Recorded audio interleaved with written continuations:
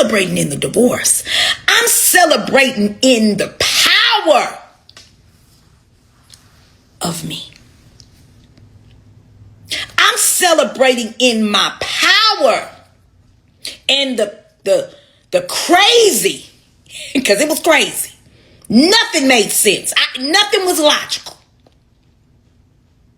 And for me to go into the abyss of the unknown and come out shining with all my faculties, to be broke all the way down, to restore myself and build myself all the way back up and reinventing myself anew. I'm a new woman. I'm a new sovereign woman. And when I think about it, after having it all, the American dream, and the truth is, it never was my fucking dream. If someone would have told me I was getting a divorce at age 56, leaving my home and my business, I would have told them they was a lie and the truth ain't in. Well, this is my divorce story. About making choices that you don't quite understand. 3 years ago, when I decided to leave my marriage, my home, and my business, that was a really, really big move. At the time, this is what initially pushed me over the edge to want to just let go of it all. It was the mistreatment that I was experiencing in my marriage, the domestic abuse I had experienced in my marriage, as well as previous relationships. And then I was overwhelmed. I was overworked, frustrated, confused, disappointed, depressed, and I was concerned about my mental health and emotional wellness.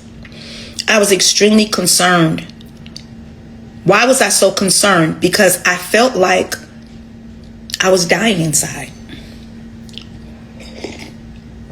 Because if I would have kept up at that same rate and pace of overgiving, oversharing, dividing, and sacrificing myself for others, for the love of others, I would have. I just kept thinking about how I was going to lay in that bed from exhaustion, and one day I wasn't going to wake up. I kept feeling like I was going to lay in my bed next to this man who I'm constantly telling, I need help. Help me. Throw me a life raft. Help rescue me. I don't like this. I don't desire to feel like this. I don't want to be in the relationship as it is. We need to change things. This is what I need from you that is going to help me, help us. And when I would lay there and he lay next to me, knowing that I was crying out for help, and still made excuses and denied my urgency, I knew without a shadow of a doubt That is when something in me broke the fantasy of what this man was supposed to be in my life as a husband, as a provider, as a lover, as a friend, as a provisionary. That's when all of that shit that we was programmed to believe about what a husband or a man is supposed to show up and be in a relationship, that's when that whole program and conditioning and thinking and propaganda, that's when it broke for me. And I kept thinking, no one is coming to save you. Tracy, no one is coming to save you. And for you to think that someone else is going to sacrifice their resources and themselves to help you, even though this is how you showed up in their lives, if you think that they are coming to do that, you are highly mistaken and you are being foolish, because this is something you have to give to yourself. What you have given to others, what you have shared with others, what you have shared with him, you have to now pour all of that into yourself. You got to say, fuck him. Fuck him, fuck this house, and fuck being responsible and having the overhead and all of the pressure of that business.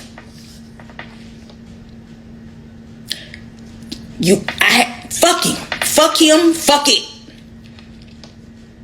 And that's what happened. I just woke up one day and looked around at my circumstance and said, fuck him, fuck you in the back, and you, fuck y'all, and fuck it. And I meant that from the bottom and the top of my soul. And I did that. I showed that.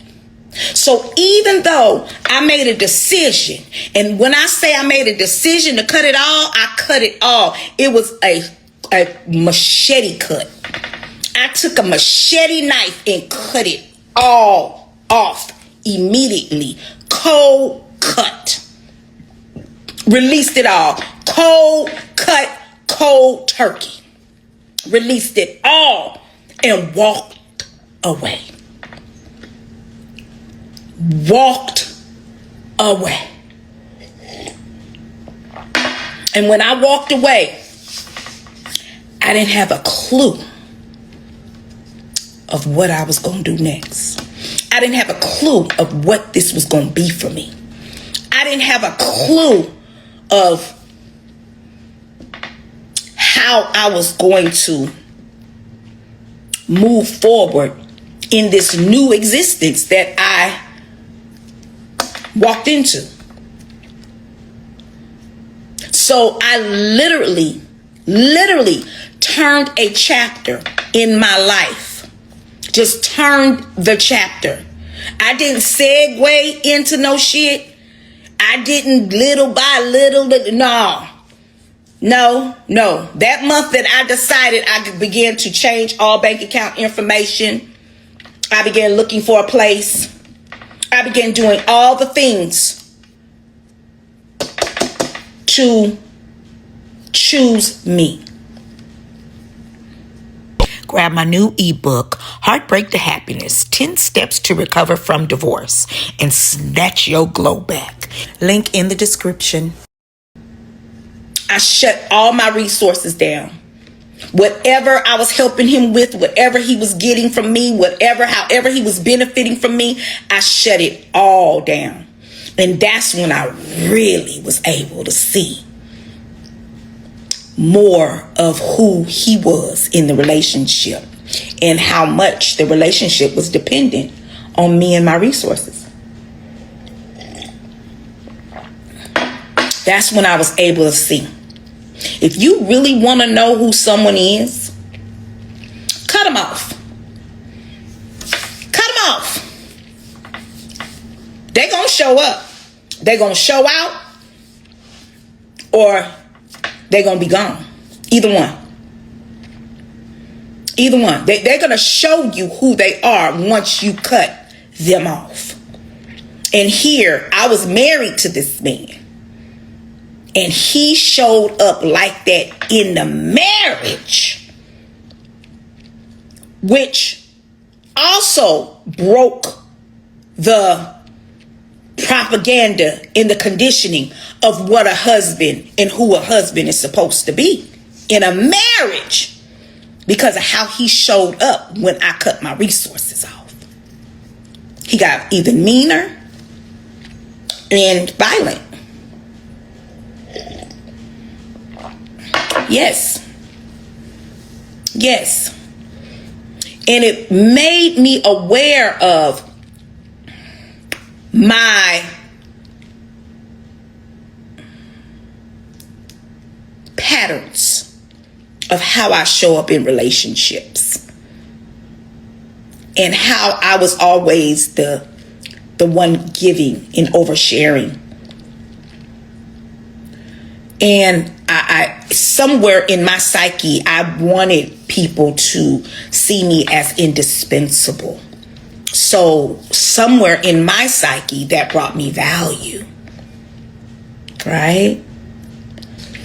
And I came to this knowledge of self-awareness based on my leaving my marriage, and leaving it the way I did. This is when I was able to become more self-aware of, this just didn't happen with your ex-husband. This has happened in numerous relationships that you've been in, as well as friendships.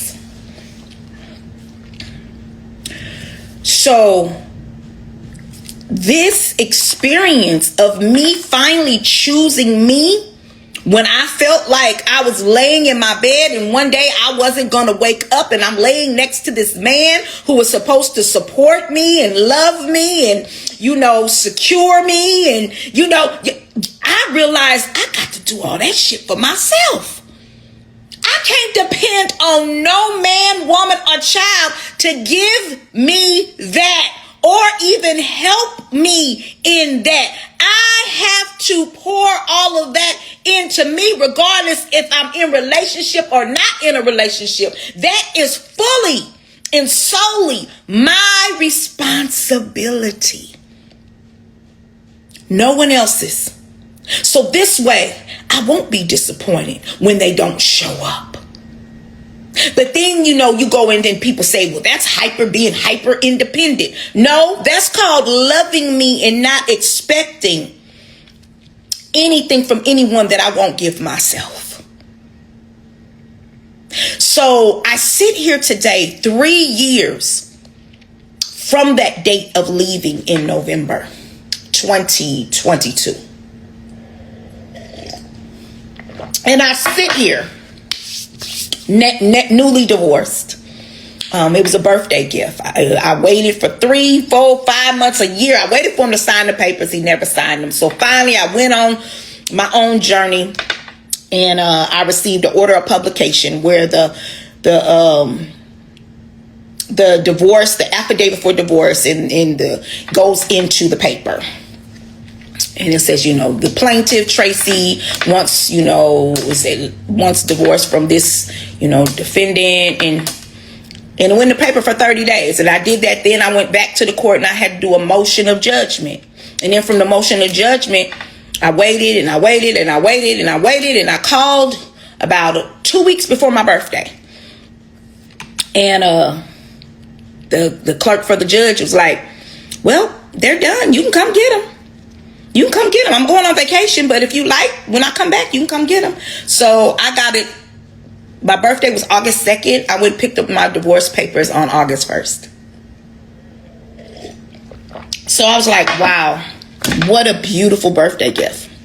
It's interesting because I thought I wanted to celebrate. You know, I wanted to go shake my ass. I wanted to have this divorce party. I wanted to do all the things, right? And a part of me was a little saddened. I was happy. I was happy that it was like, oh, it's finally over. My goodness. And I could feel him holding on and not wanting to release me because he still wanted that control, and he still wanted to be able to siphon and harness whatever little bit of feminine of energy that he can get up out of me, because my energy is so abundant. Right? He wanted any connection to that, and he just would not let it go. Even though he knew we were done. He would not let it go because he still wanted to be connected to this wealth of feminine energy that I have, my creative energy. And yeah, so I am officially divorced, and I thought I was going to be really, really happy, and I was happy, but I thought I was going to be dancing. I thought I was going to be shaking my ass somewhere, talking about, you know, this cat no longer under contract, and it, you know, I can go ahead and give it away. But no, I wasn't. A little part of me was sad. A part of me was sad because I thought about of all the things that could have been if there would have been a level of cooperation and participation on the side of my husband.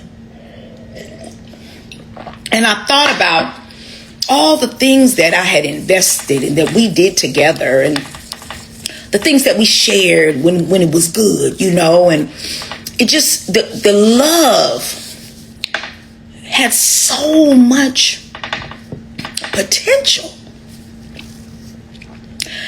And one thing that I'm very, very clear about is that potential in a relationship is not enough. Everybody got damn potential. Every human being got potential. Okay? But do you have the ability to prepare and be disciplined enough to prepare with that potential and then execute? And that's where people usually get stuck. They don't have the strategy, the structure, or the discipline to prepare in that, with that potential, and learn how to alchemize that and cross that over and manifest and create something beautiful from all of that energy of potential, right? And so they don't have an area of execution, and many people get stuck right in that area. They get frustrated because they want the roadmap to be, you know, already laid out for them. And that's not how things work. Usually we're doing things in trial and error. We have a clue on what we want. We have an idea of what we want to do. We have a clue, or we have a roadmap. Maybe somebody else has done it before us, and we can, take that information and use it. We have somewhat of a roadmap, but it's always a little trial and error, because while we're experiencing the thing, we're also learning and gaining experience of what to do and what not to do while in the execution. So a lot of times people get frustrated with that part because what? They don't want to do the damn work. People don't want to do the work. They don't want to go the extra mile. They don't want to do the time. They don't want to take the time to do what needs to be done in order to make that thing happen. They want somebody to either give it to them, or they want to get it by osmosis. They want to get it, by proxy. Well, I'm here. I should have it too. Now, that ain't how that shit go. I did the work. Just because you're here. But see, the thing about it is you'll have people that will stay close to you because they see you doing the work. And while you're doing the work and you loving and sharing and giving, they standing next to you saying they're going to do the work, but they ain't necessarily doing the work, but they benefiting from you doing the work. And they end up becoming dead weight. And that's what I began to feel. It was like, my marriage became... It's sad to say, but it's the truth. It became dead weight. He became dead weight. He was weighing me down. I needed to be lighter. I had to move around. I had to shift and move and do some things, So I just want to say that even though I didn't know what I was doing, where I was going, how I was going to measure up, and what I didn't even have a formula of how I was going to execute my plan of action in order to recover from leaving my marriage, my home, and my business. I had no plan of execution and recovery at all. It was like I actually put myself in the valley. Many people are not going to do that. They're not going to choose to put themselves in the valley. So they're going to compensate. They're going to make excuses. They're going to settle for what they have because of all of the investments in the material possessions that, make things look like you're happy when really you're not. And one thing I ain't gonna do is lie to me.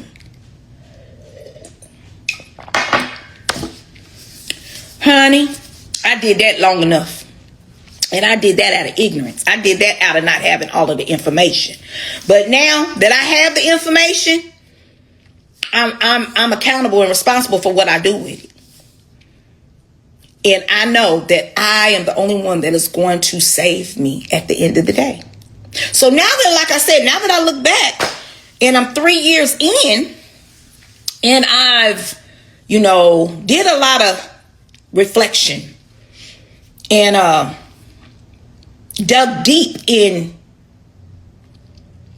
my issues and my patterns and my traumas and those things that were on repeat in my life that I quite didn't understand about myself and why I do what I do. Now that I've gotten there and I've gotten some answers and I'm clear about who I am and how and why I was programmed the way I was programmed, to no fault of nobody else, I am responsible to do something about that so that I can have a healthier relationship with myself. And in having a healthier relationship with myself, guess what? Anybody that come in contact with me, baby, we gonna have a healthier relationship because there's certain shit I'm gonna do and not gonna do.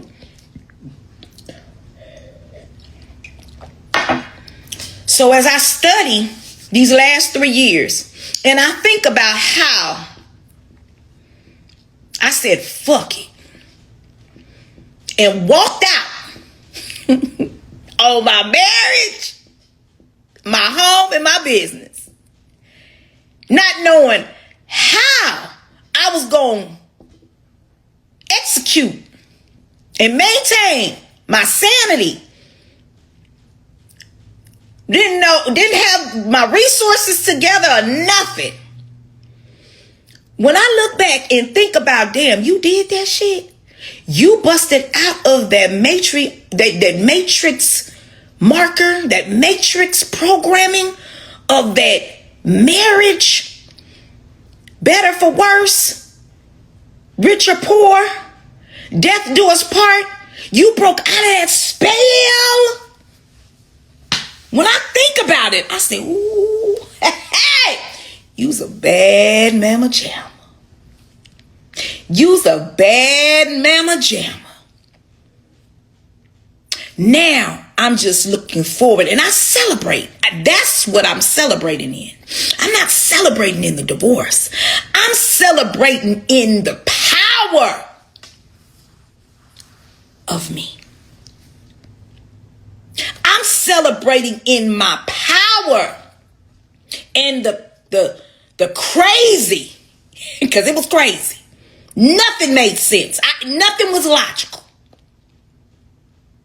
And for me to go into the abyss of the unknown and come out shining with all my faculties, to be broke all the way down, to restore myself and build myself all the way back up and reinvent myself anew. I'm a new woman. I'm a new sovereign woman. My position is different. I repositioned myself in this thing called life. Right? Yeah. And when I think about it, and I think about the courage that it took to do that shit after having it all. The American dream. And the truth is, it never was my fucking dream. Somebody else gave me that dream. That's not my dream.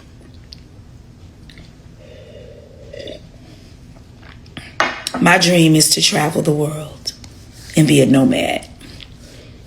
And I am now structuring my life to do that. I have no more children. My grandchildren, the ones that I raised, the two oldest, they're grown. My granddaughter has a child, so I'm now a new great-grandmother. And now I'm ready to really go on my journey and live and reward myself for all of the times that I overgave, for all of the times that I overspent, for all of the times that I divided myself, for all of the times I cut myself wide open and bled for other people who wouldn't bleed for me nor give me a Band-Aid. When I think about how I sacrificed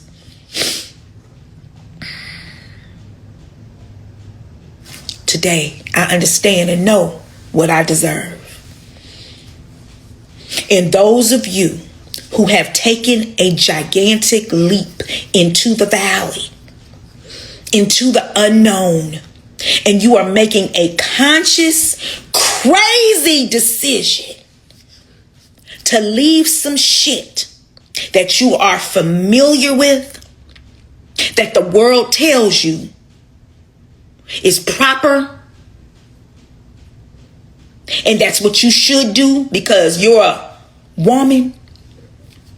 That's how you're supposed to show up. If you in any way in part of your life are breaking free from that box,